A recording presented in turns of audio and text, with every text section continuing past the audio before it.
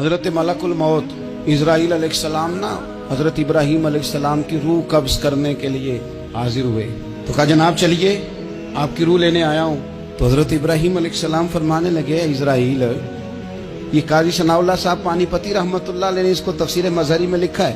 حضرت ابراہیم خلیل اللہ علیہ السلام فرمانے لگے اسرائیل، کیا کوئی خلیل بھی اپنے خلیل کی روح قبض کرتا ہے؟ واتخذ اللہ ابراہیم خلیلا، اللہ نے تو مجھے دوست بنایا، دوست ہو کے دوست کی روح قبض کرنے جا رہا ہے۔ حضرت اسرائیل نے ارادہ چھوڑا اور حضرت ابراہیم کا وہ جملہ لے کے رب کی بارگاہ میں حاضر ہوئے۔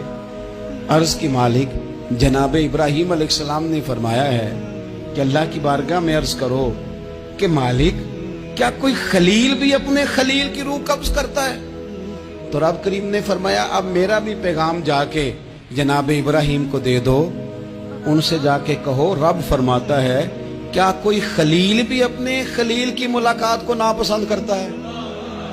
آپ کو تو ملنے کو بلا رہے ہیں، موت تو ایک پل ہے، یہاں سے گزریں گے تو جا کے محبوب سے ملیں گے، تو کیا کوئی خلیل بھی ناپسند کرتا ہے کہ وہ اپنے خلیل سے ملاقات نہ کرے؟